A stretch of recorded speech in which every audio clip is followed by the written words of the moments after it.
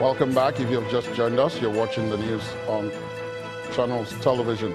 A reminder of our top stories. At least 20 persons are killed in Plateau State as suspected headsmen attack Ancha community in Bassa local government. Suspected ritual killer Ifeanyi Dike, who escaped from police custody in River State, is rearrested in Jos, Plateau State. No end yet to industrial action embarked upon by university lecturers as federal government and ASU conclude reconciliation talks. An 8.2 magnitude earthquake hits Mexico, kills at least 58 persons.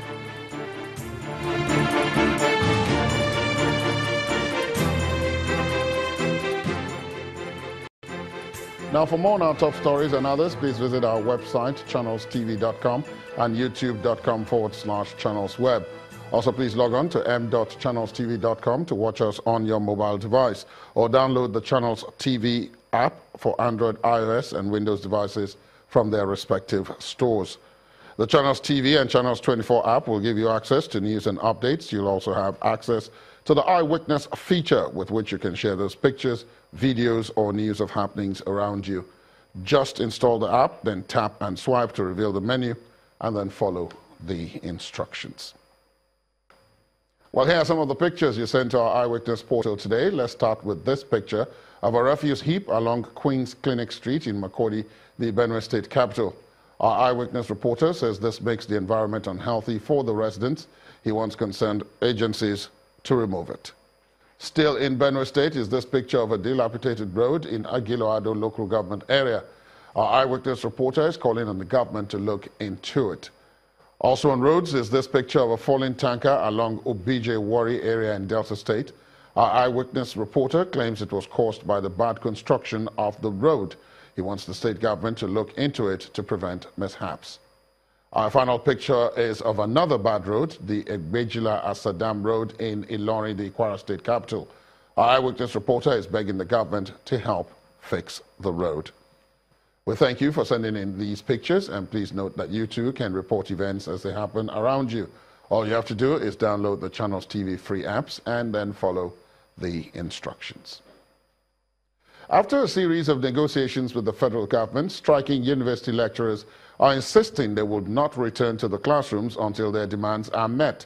The promise of immediate payment of salary shortfalls by the Labour and Employment Minister, Dr. Chris Ngige, seems not convincing enough for the lecturers. It's the third meeting between the striking university lecturers and the federal government as they try to resolve the disputes that led to the nationwide industrial action embarked upon by the Academic Staff Union of Universities, ASU, 3 weeks ago. At the first conciliation meeting held on August the 17th, 2017, the federal government made an undisclosed offer to ASU. A second meeting scheduled for the 29th day of August to hear ASU's position on the new offer was stalled as the striking lecturers contended that their response to the initial offers was made to the government in writing. Finally, this third conciliation meeting is holding at the instance of the Minister of Labour and Employment. It's a high-powered delegation of labor unionists, including the president of the Nigeria Labour Congress and representatives of the federal government, including the Minister of Education, the chairman, Income, Salaries and Wages Commission, and the senior special assistant to the president on National Assembly matters. They are here to discuss the mistrust between ASU and the federal government, which has led to the protracted industrial action. The major sense of us reconvening today is to see that areas of mistrust are broken down between the government side and yourself. The meeting goes into a closed-door session after those remarks by the Minister of Labour. About 13 hours later, the conference room doors are reopened to brief journalists on the resolutions reached. On the issue of end allowances and academic allowances, to take a year, we made some listening and payment has started in that direction. But ASU has to take back all these, our proposal to their organs. There is an agreement for government to make some fund available in September and October to show that they're not repudiating the agreement and to also show a sign of good faith. Now we have some concrete proposals that we will take back to our members as part of our consultation. And like the Honorable Minister of Labour said, we plan to come back here to take final decision as advised by our members. Although the ASU leadership has expressed some optimism regarding the resolution of the industrial dispute, students in all affected universities will still have to wait at home for at least another week for ASU to take a final decision to either continue with or suspend the strike. Meanwhile, striking resident doctors are also insisting they will only consider ending their almost 1 week-old industrial action if the federal government pays the shortfall of their salaries and allowances. The president-elect of the National Association of Resident Doctors, Chinaka Ugochukwu, says all they are demanding is their statutory rights. Chinaka was a guest on our flagship program, Sunrise Daily, today. We gave them 21 days. You didn't call us. And then we gave an extra almost 10 days. Because we declared, gave you a strike notice, you started calling us on the time. I mean, that's not sincere enough. You can't be toying with doctors in Nigeria, I can tell you. The same people, to show you the level of insincerity, the same people who said they called, we shouldn't go on strike, they called us for a meeting, and then they went to industrial court for expert motion to, restrain us from embarking on the strike. We've already embarked. So government has not demonstrated sincerity, I can tell you. It is issue of negotiation. This is what we call acute and chronic problem. It's been there. These discussions have been there. These MOUs have been signed even, way back 2013 and all that. And then government has not done anything. We're just here to reinforce. Can you just do something simple? Be truthful to yourself. Just perform your promises. That's all. 2016, doctors are not paid. January this year, shortfalls. You pay 25%, 50%, 40% for a doctor working and you expect him to take care of the patient very well. That person should, have some assessment as well. These are people who run the show in the health sector largely. Diagnosis is key, whether you want to prevent or you want to treat. And the diagnosis is in the top of the doctor. So if Nigeria can toy with that aspect, that means give it the next 10 years. You're not going to have doctors here, so they should work hard to fix these things. But they said there will be a lot yesterday. We haven't received that. Maybe this morning something will happen. I don't know. But leaders are coming from different parts of the country to discuss that. And then the other things will require a little bit of time, letters, secularization, to do all those. First batch to be paid. Second batch of the people, they say they should get the mandate by yesterday and today. We will confirm whether that mandate to pay is even not that the money to be paid. Second, by the mandate. So if we don't see all those things, I don't know what will happen. Time to move to our Abuja studios where Gloria Umezoke has more news. Hi, Gloria. Hello, Ladi. We begin with politics, and the Kaduna State Governor, Malam El-Rufai, has been reacting to stories making the rounds about his purported plans to contest the 2019 presidential election, and he says he is not interested in the country's #1 position. Rather, Governor El-Rufai explains he would be working in conjunction with some others he described as Buharists to compel the president to contest in 2019. Governor El-Rufai also reacted to comments made by the Minister of Women Affairs, Aisha Al-Hassan, on the 2019 presidential election and the possibilities of President Buhari running again.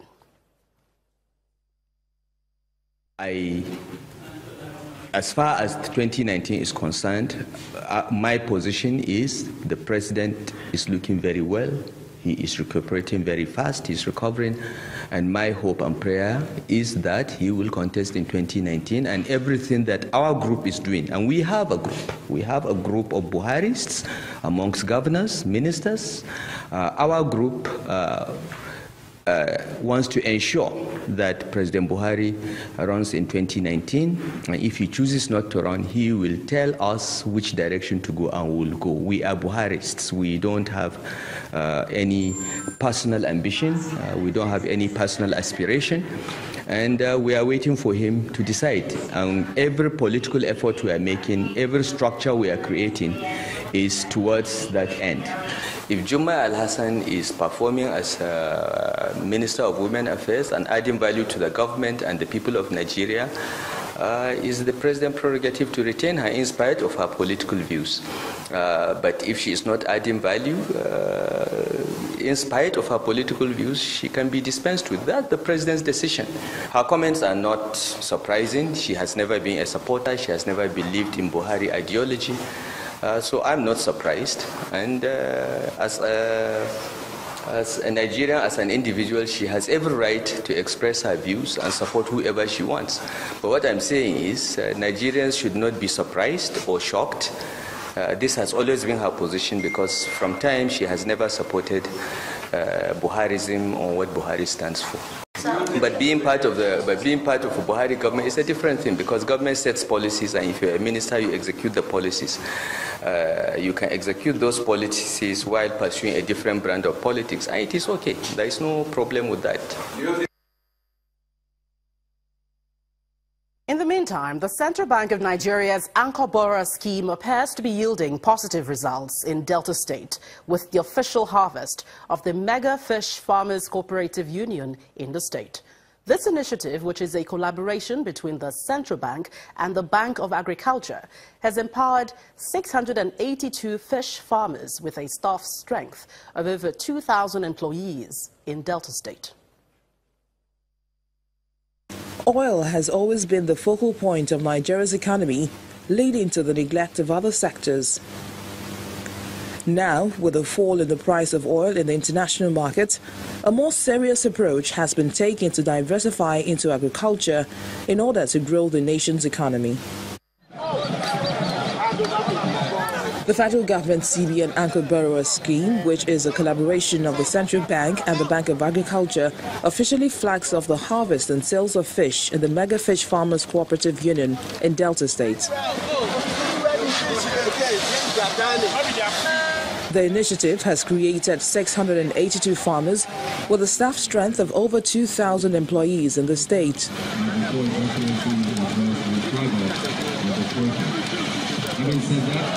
We are hoping that you will run this and you will hit the ground running. Please, we want you not to depend on the state resources, because they already have their own window, so that they will not be stressed too thin. Off-takers intend to process the harvested fishes, brand them better fish before taking them to the market.